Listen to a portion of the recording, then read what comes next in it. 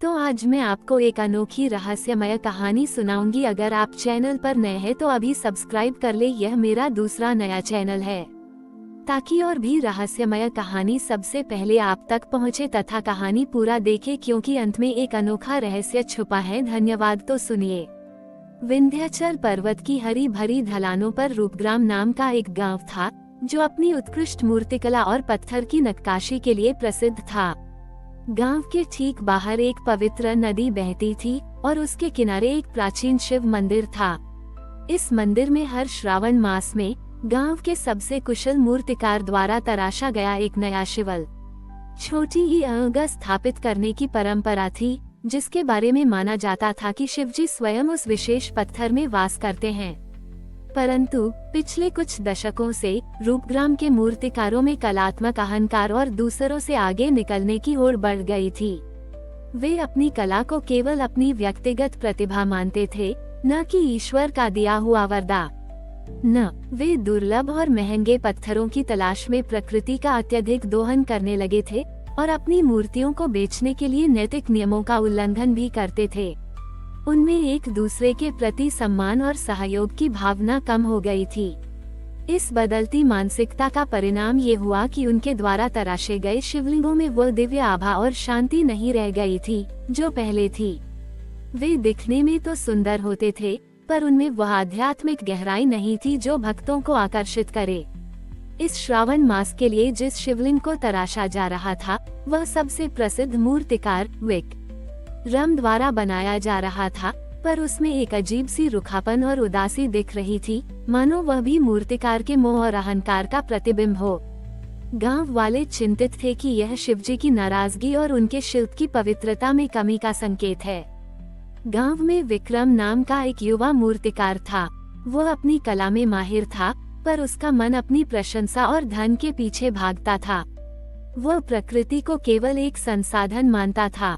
उसका मन भी शिवजी की भक्ति से ज्यादा अपनी प्रसिद्धि और भौतिक लाभ पर केंद्रित था। श्रावण का महीना आया। मंदिर में नए शिवलिंग की स्थापना की तैयारियां चल रही थीं, पर उत्साह की कमी थी। गांव के मुखिया और मंदिर के वृद्ध पुजारी, जो इस स्थिति से बहुत दुखी थे, उन्होंने विक्रम को अपने पास बुलाया।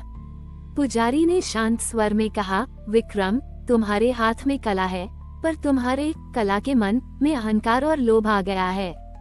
शिवलिंग केवल एक पत्थर नहीं, ये शिव का साक्षात स्वरूप है, और ये तभी जीवंत होता है जब इसे श्रद्धा के हाथ और निस्वार्थ हृदय से तराशा जाए। तुम्हारी मूर्तियां अब केवल पत्थर हैं, शिव का स्वरूप नहीं। पुजारी ने विक्रम को एक चुनौती दी। इस श्रावण में तुम्हें शिवजी का एक ऐसा शिवलिंग तराशना होगा जो तुम्हें प्रकृति स्वयं प्रदान करे। तुम्हें किसी पत्थर को तोड़ना या काटना नहीं है, बल्कि उस पत्थर को खोजना है जिसे प्रकृति ने स्वयं अपने हाथों से आकार दिया हो। तुम्हें इसे तराशते समय अपने मन से अहंकार, लोभ और दूसरों से आगे निकलने की होड़ के सारे भाव मिटाने होंगे। जब तक तुम्हारे भीतर का मोह का पत्थर नहीं पिघलेगा, तुम्हारे हाथ से तराशा गया शिवलिंग शिव का वास्तविक रूप नहीं ले पाएगा। विक्रम ने चुनौती सुनी। उसे लगा कि यह असंभव है। प्रकृति स्वयं पत्थर कैसे देगी? ये तो केवल एक बूढ़े पुजारी का अंधविश्वास है। पर पुजारी की आंखों में उसे एक अजीब सा विश्वास और गहन ज्ञान दिखा। उसे अपने भीतर एक खिंचाव महसूस हुआ। उसने सोचा, ठीक है, मैं ये करके देखता हूँ। अगर मैं ऐसा कर पाया तो शायद मुझे कुछ नया मिलेगा। उसने चुनौती स्वीकार कर ली, पर अभी भी उसके मन में अपनी कला का अभिमान छिपा था। विक्रम ने चुनौती स्वीकार तो कर ली, पर उसके मन में अभी भी अपनी कला का अभिमान छिपा था। अगले ही दिन से वो जंगल में निकल पड़ा, ऐसे पत्थर की तलाश में जिसे प्रकृति ने स्वयं आकार दिया हो। यह एक थका देने वाली और निराशाजनक खोज थी। वह पत्थरों को टटोलता, उन्हें पलटता, पर उसे कोई ऐसा पत्थर नहीं मिलता था जो उसकी उच्च कलात्मक अपेक्षाओं पर खरा उतरे। उसे लग रहा था कि पुजारी ने उसे एक असंभव काम दिया है। वो हफ्तों तक घूमता रहा, बारिश में भीगता, धूप में तपता।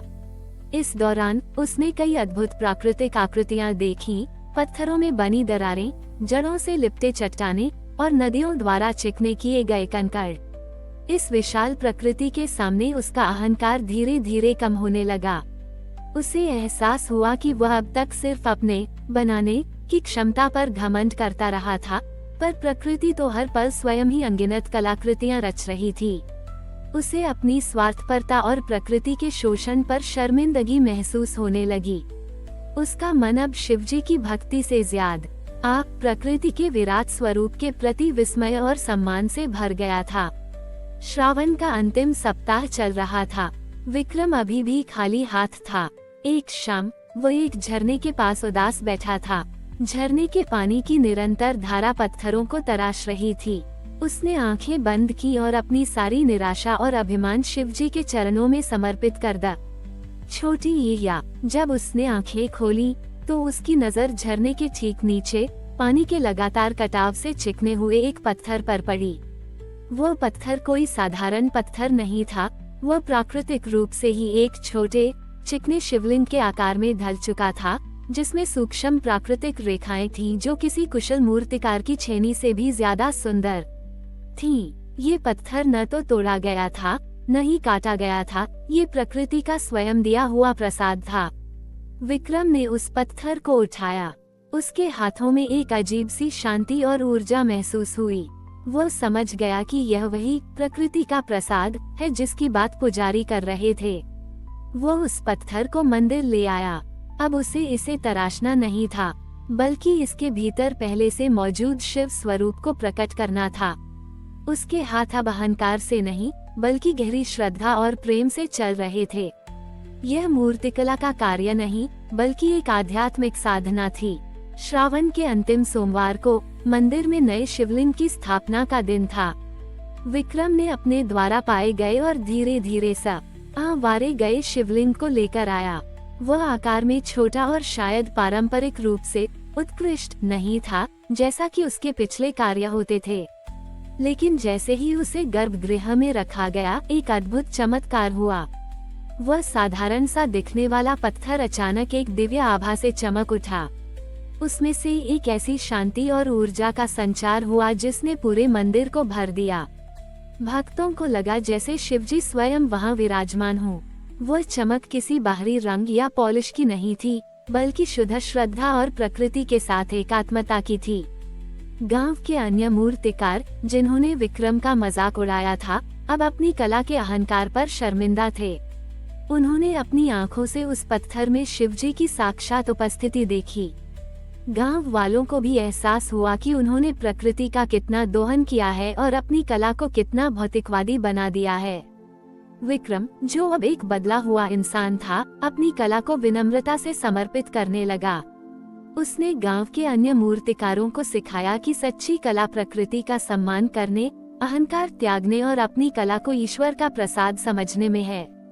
रूपग्राम अब केवल अपनी उत्कृष्ट कला के लिए नहीं, बल्कि अपनी आध्यात्मिक गहराई और प्रकृति छोटी ई के प्रति सम्मान के लिए भी जाना जाने लगा।